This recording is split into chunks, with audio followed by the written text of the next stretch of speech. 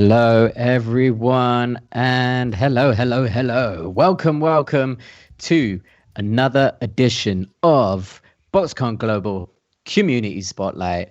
Welcome, everyone. My name is Hobbit. I'm your host for today. Hello to everyone. Hello to Twitch. Hello to the world. Welcome back if you are a returning visitor to this amazing thing that BoxCon Global are doing. If you are new to this is Community Spotlight. Community Spotlight is a series of talks that we've been doing, chatting to members of the beatbox community, kind of delving into more community aspects of their life and involvement in the scene, and also speaking to them about who they are, what they're doing here, why they beatbox, and just general blowing the breeze. Is that right? I don't know. That's my new phrase, blowing the breeze. And yeah, so today I am joined by my first UK guest since starting doing this. He's been part of the UK Beatbox Championships last year, got to the top 32 eliminations, and has been involved in the scene for a long while. And yeah, without further ado, please welcome to my guest, Kayos BBX. How you doing, bro? I'm good, man. I'm good. Thanks for having me on, bro. Yeah, thank you. Thanks for joining us. How's things? How's life? I normally ask people like, how's the situation? But you know, you're from the UK as well, so we're kind of both living this. But how are things for you anyway? It's demanding. Yeah, it's changed, like work, everything else. Like but you know, it's adapting, and I feel like it's going well. Everything's going well. I'm just looking at the positives, really. Yeah, wicked, man. And yeah, so yeah, you say you're working, so you have a normal job, as the muggles call it. So you're so are you working from home at the moment as well as jamming at home? Working from home. I've got like 7 laptops going on at one time, so adjusting. Yes. Yeah, that's it. Adjusting to the 2020 vibes. But anyway, so yeah, today we're gonna have a little chat. We're gonna delve into some of your stuff, what you do and who you are. And yeah, how I like to start this, the classic conversation, the classic question is to talk about you and your beatbox journey. So first off, how did you discover the wonderful world of beatboxing, and what brought you here to where you are now?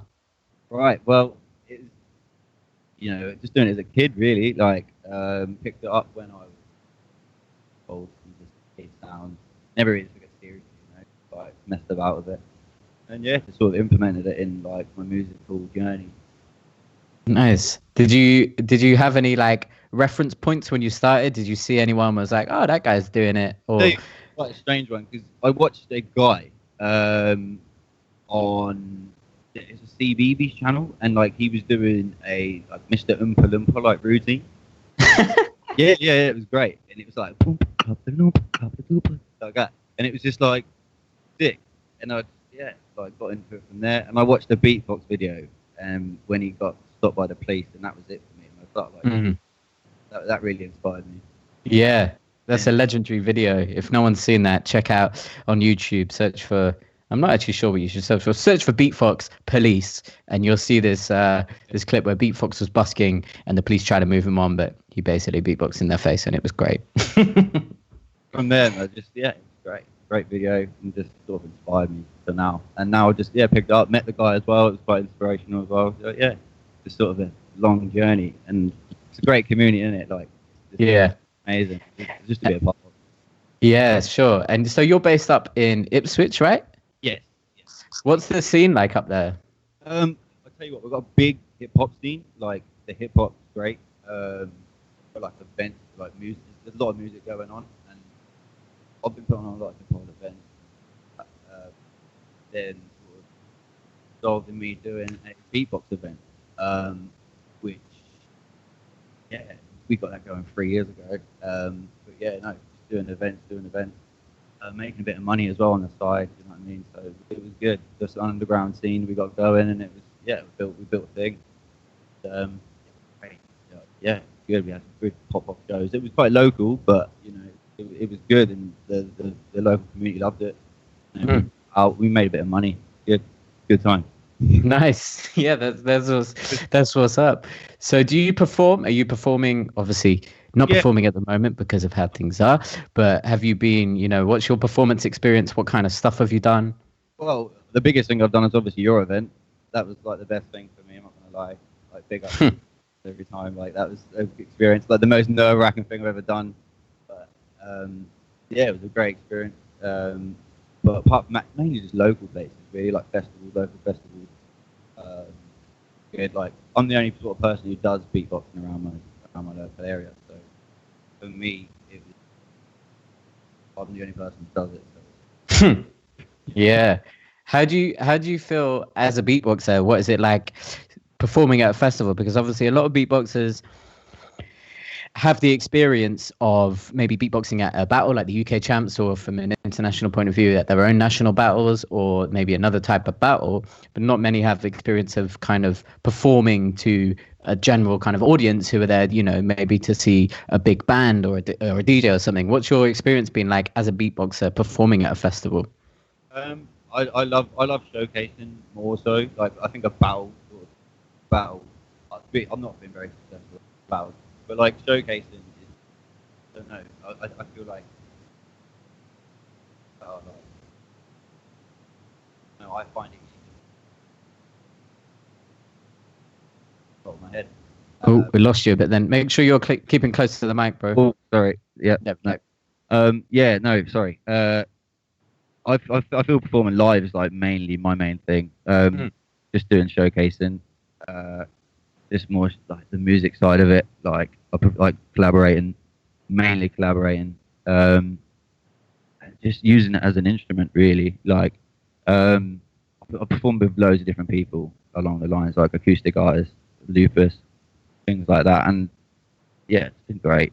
Like I'm doing a little project at the moment with my friend called Beard Effect, and we've got like he uses the old loop station, the RC303, is it? Yeah, That one? yeah. The metal one. Yeah. But basically, he uses the guitar, and he loops the guitar, and that's awesome. Like, and then I've now got the RC, I've now got the 505, and we're like linking them two together now, and it's sick, man. Like, it's sick. It's sick. Like, we're making proper music, and it's cool. And now I can sing and do everything I want to on top of it. So I've got a lot of shit coming, like a lot of stuff. Yeah, sick. I love that, and I love the collaboration element. I think that's really great, and I think definitely a lot more beatboxers are realizing the potential of collaborating with different artists, and it's not necessarily, oh, I can go and have a team with another beatboxer, which is great. Don't get me wrong, but when you get to perform with or get to just jam and create with other artists, it's really great. How do you feel like? How do you think beatboxing can like really add to like something like that? So say, for example, if you're working with a guitarist and you can obviously beatbox and you can add different things, how do you think that those worlds can merge really well?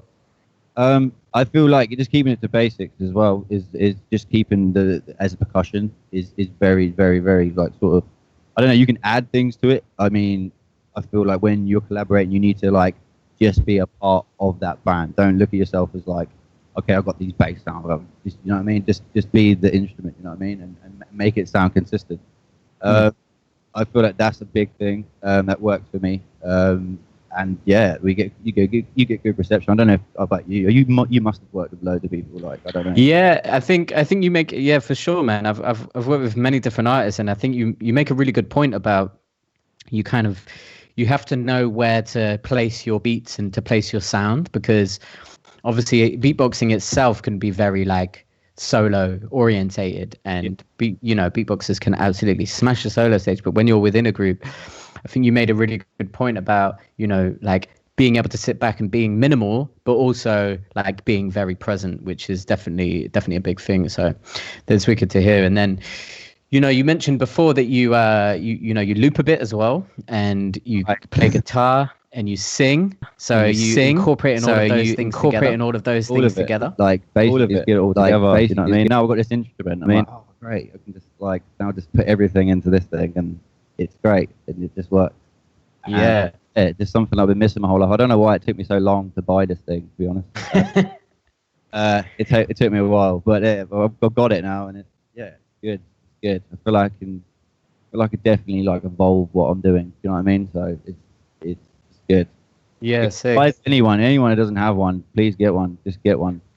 Just You get get it. lost. You get lost in the loop station. If you could Like, sing, oh my god, if you can sing, just please get one. Like it's like your best friend at this point.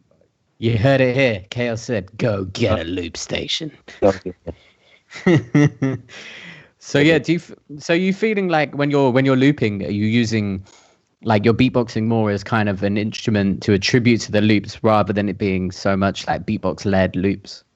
when I'm doing on my own, I mean, I'm looping. I'm trying to make like whatever, some EDM crazy madness, whatever. like, but when I'm collaborating, more so like with the new stuff I'm doing with BFX, I'm sort of just breaking it down, but just using all tracks as like different elements of a drum.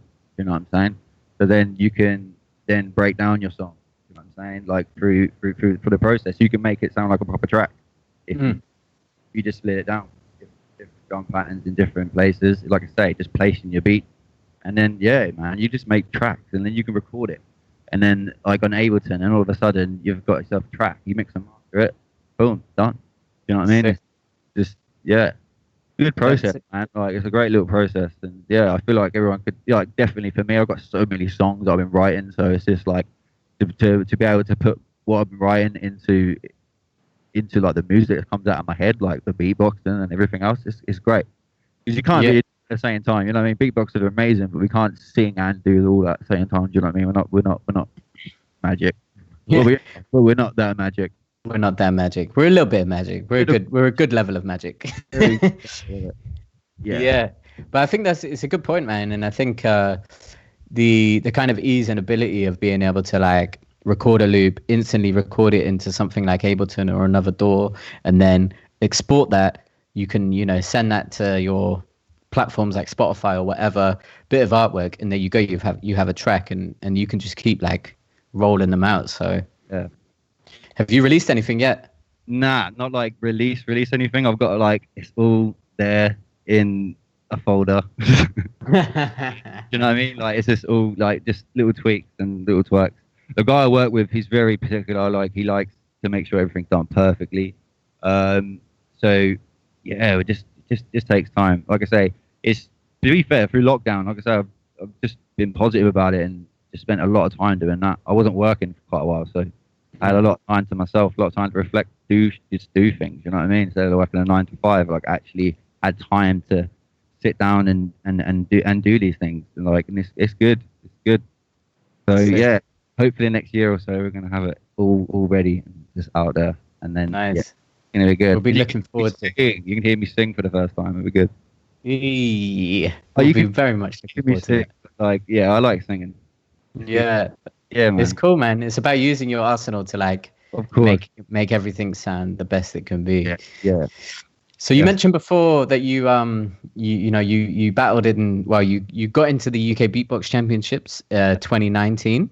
You were in the top 32 eliminations. How was that experience for you? Have you entered before? No, that was the first time.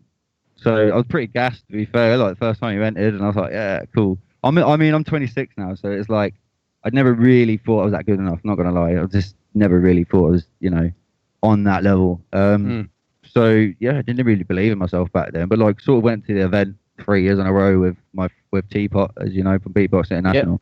Yep. Like, he sort of just took me away and just it was like, come with me, and just sort of give me some inspiration along the way. And I did like a cool little routine, and you let me in. I was like, cool. It was a great elimination. I enjoyed it. Thanks, man. Like, I spent a lot of time doing that as well. To be fair, I did. Like, I took that. How many takes it? That was like 7 or something like just a straight freestyle. I weren't even like planned. You know what I mean? It's just I should watch tutorials how to like make routines. I just don't do that. But I think it's interesting, man. It's like, interesting you saying it took 7 takes or whatever it was. Yeah. And I think like with a lot of these routines that beatboxers put up, I guess the kind of the beatbox fans, as it were, and anyone watching the videos will see this video and be like, man, he smashed it. But really, that could have taken 27 takes. No one knows that, Exactly. But that's the beauty of having the video. The limbs, I think that's the beauty. Yeah. Now, I think it doesn't really like I say, for me, when I went on stage and did like my thing, I wasn't prepared at all. Like at all. So like, if I was going to do it again, I'd know what to do. Do you know what I mean? So it was a bit of a learning curve. I'm not going to lie, definitely a learning Yeah, curve.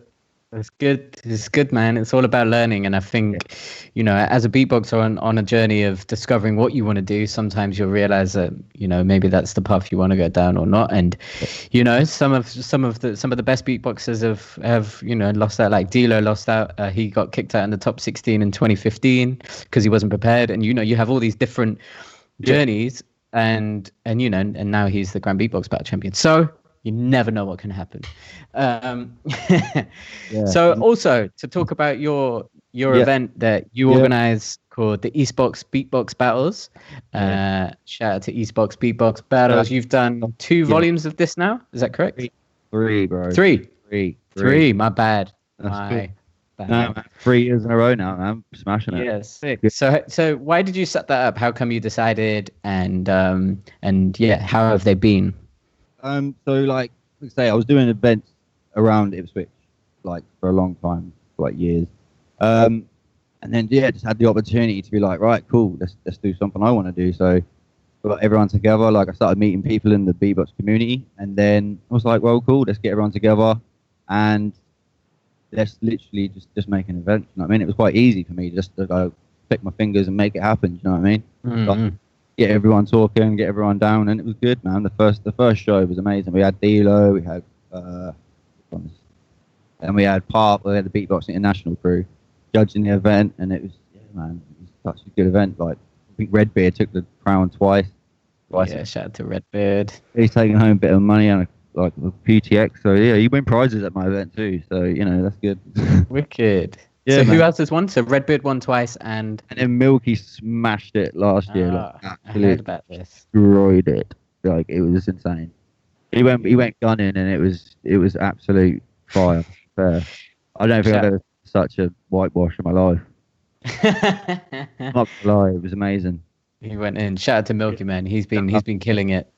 Shout out to that guy, and shout out to him for trying to help me to set this up today as well. Because Sick. Yeah, pick up Milky all day, every day. He's a great guy.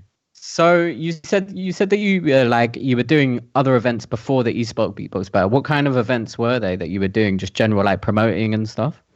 Nah, so I was like hosting. I was hosting a lot of events as well, like organising them all really, but mainly just putting them together. You know what I mean? Going to venues, getting a price, putting it down a price. Making a bit of money, selling tickets, doing all of it. So I was just doing all of it really. Yeah, it was good. We mainly hip hop really. We did like open mics and stuff like that as well, just to like get people together. We did like an open mic night for like every day of the week for like what? It was like 2 years. That was good.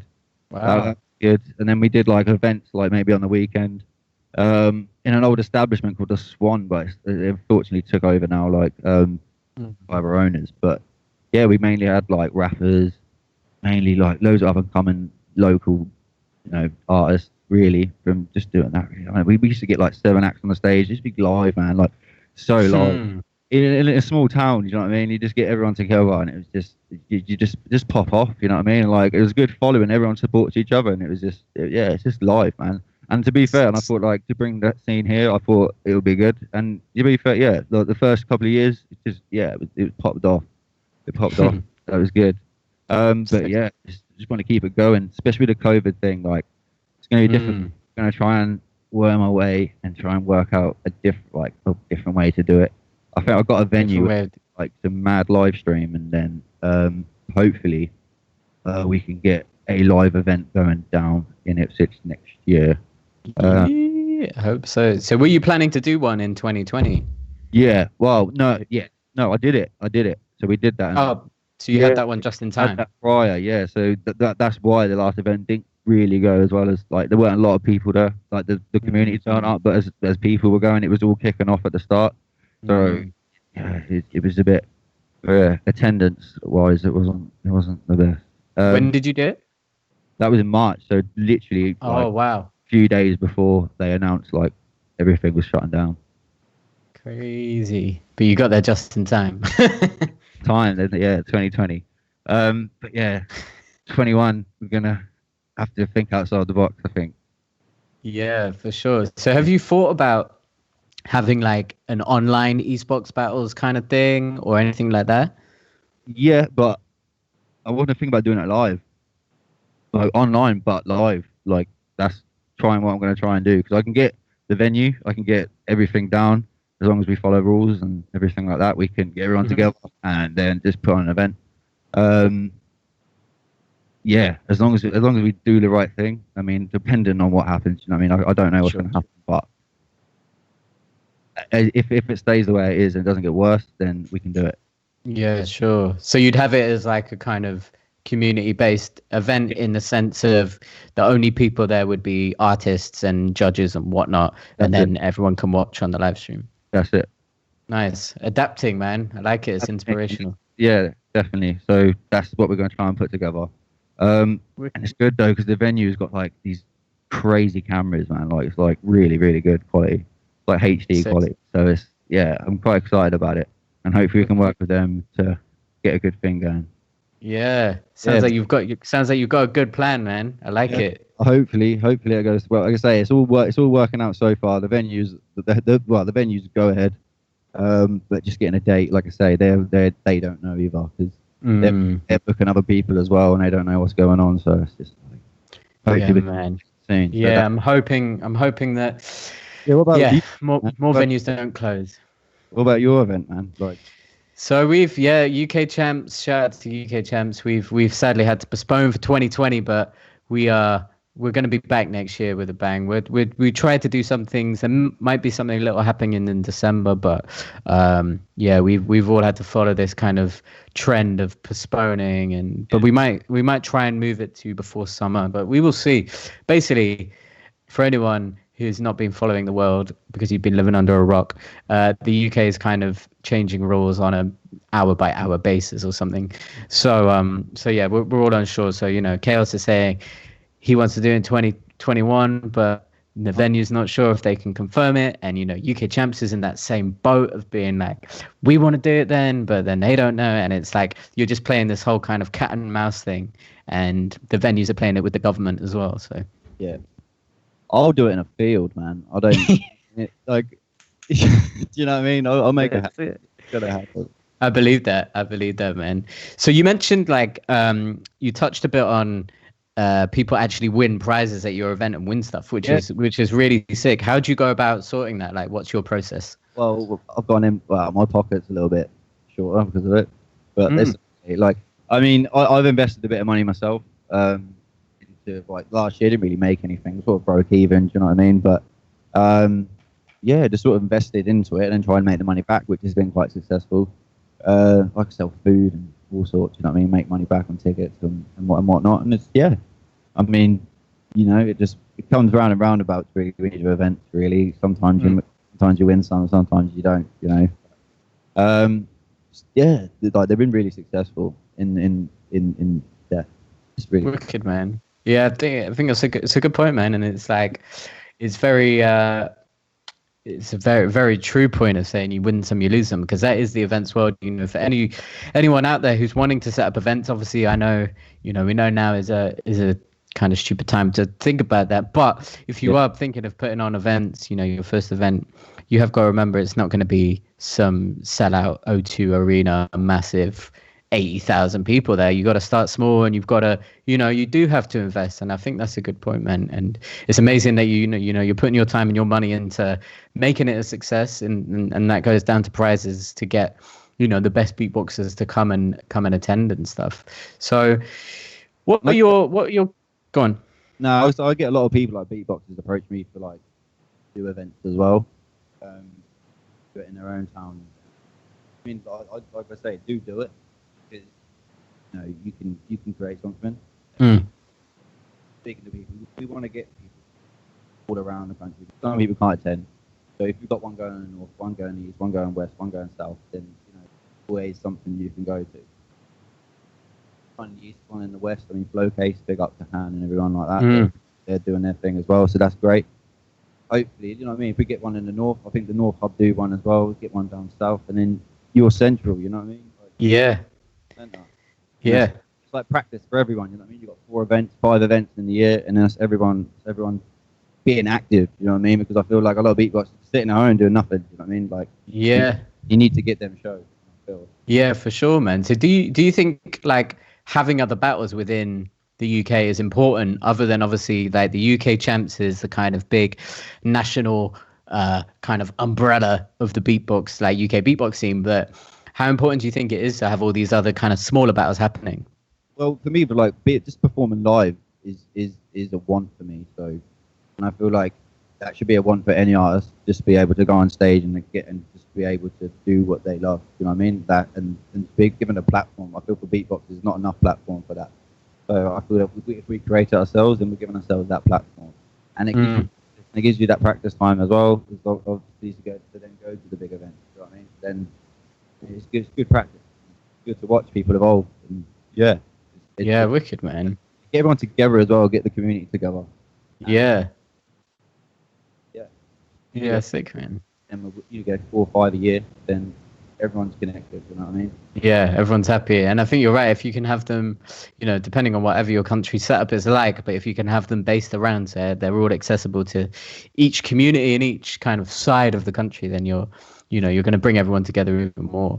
So do you think battles help grow the scene then? Do you think they attribute a lot to helping grow the scene? Definitely. I mean, I just wish I was better at it. Yeah. Nah, I mean, it's great. It's great to see everyone do that. Like in this, it's especially in the UK right now, Graham. We've got some great beatboxers coming up. Mm-hmm. So competitive. Like these guys are they're like best friends, but they're so competitive, and it's great. I picked up this winning that UK throwdown thing on the Beatbox International thing. That was great. Like, great. Yeah. Good. Shout out to Team UK for taking that. That man. That was good. That was crazy. So you mentioned a lot about you prefer performing to battling. Would you ever consider doing like a more kind of jam based event, performance type of based event rather than a battle? 100%. Like I say, anyone's welcome. Like I say, if beatboxers want to come down to one of my events and just have a jam session, we can do that. You know what I mean? Like that's the thing. We can just make that happen. You know what I mean? It's just a part. We could then make a 2-hour segment of like the day. We'll get like some guitarists in, some rappers, and we'll get some beatboxers on stage. We just hit it off. You know what I mean? Just go, have a good time. You know what I mean? We used to do that, man. We used to do that. Like I say, it was just myself just doing it. You know what I mean? Maybe Teapot's around as well. He lives quite local to me as well, so he's coming down. Used to come and jam and stuff. So yeah, man. Like people should just do that.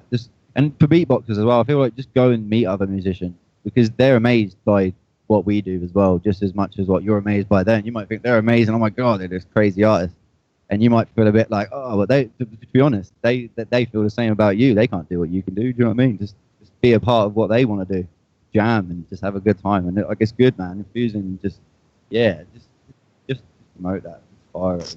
Sick, man. That's it's really nice to hear, and I think it's super cool to be able to give beatboxers and artists that platform to be able to just like do their thing rather than it being like a regimented thing. And battles are great. Obviously I organize the UK champ, so I'm pro battle, but I do love a good jam and performance event because you kind of get to open up in a different way, and there's less pressure, and you can jam, and suddenly you can if you're new in the scene, suddenly you're jamming on stage with D-Lo and Frosty, and you're like, oh my god, my head's about to explode.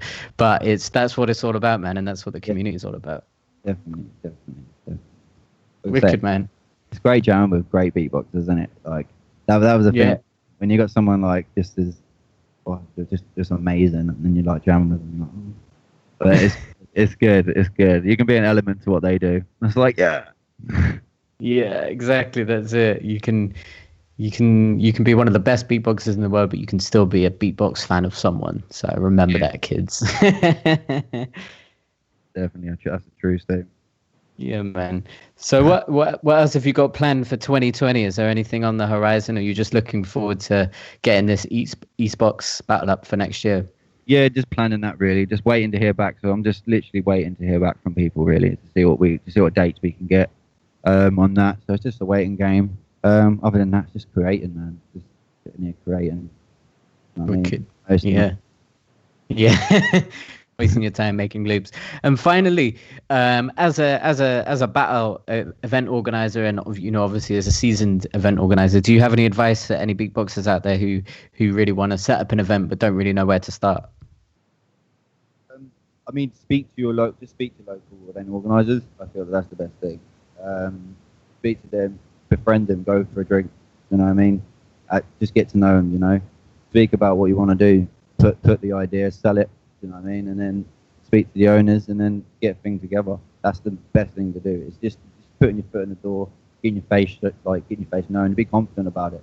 You know, at the end of the day, it's about money. Let them know that we can make a bit of money together. Boom, you've got an event sorted. It's that easy, really. But for me, it's better just going in, just presenting yourself, and you know what I mean? Yeah, it's better like that. That's my advice. Yeah. Nice, man. I think it's great advice, man. You got to, if the venue or the whoever you're collaborating with to make it happen, if they don't know who you are, then they're more than likely probably not going to want to do an event with you. So yeah, I think that's great advice, man.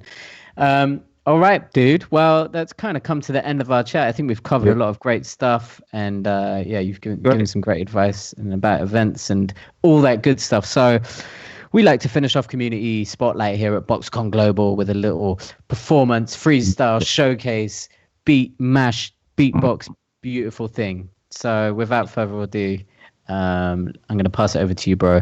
Everyone in the chat, put your ones up for Man Like Kayos. I got bars in a sip of codeine and a I got bars in a sip of codeine and a I got bars in a I got bars in a I got bars in a I got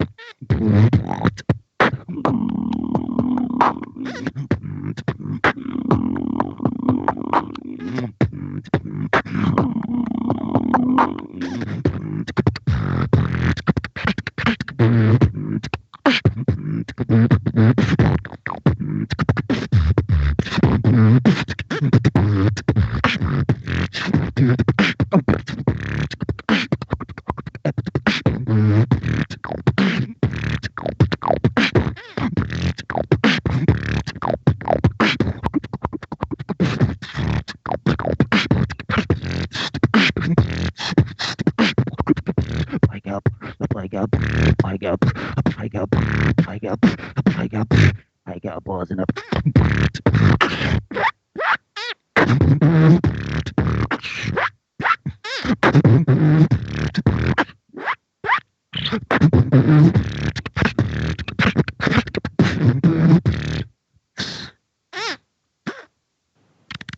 that'll do. Jeez. Oh, my mouth's so dry from all that talking, though, bro. I'll do that. Dry mouth from talking rather than beatboxing, but absolutely still smashed it. Everyone in the chat, everyone everywhere, put your ones up, and for the incredible Kayos. Thank you, bro. Thanks for being here, bro. And last but not least, tell the lovely people where they can find you and where they can find anything about Eastbox Beatbox Battles. I haven't got an Eastbox page set up yet. That will be set up properly on social media. But you can find me at Kyle_Parish BBX.BBX. And then just Kayos at BBX on YouTube. You can find me there. I haven't got a lot up, but like I say, it's coming. So it's all coming. I'm posting videos on Instagram more often now, so give them a watch. That'd be good. Yeah, go give a follow, go support, and get ready for the Eastbox Beatbox Battles happening in 2021. It's definitely going to happen. It's definitely happening. Don't put it in a diary yet. We haven't got a date, but it's definitely happening. I promise you. Just hold up. Just put it over every page in your 2021 calendar. That'll do. I will. All right, bro. Thank you so much for joining us today. Once again, my name is Hobbit. This has been BoxCon Global Community Spotlight. Shout out to Yasan, shout out to Duj. And that's how we end. Have a great evening, everyone. Peace.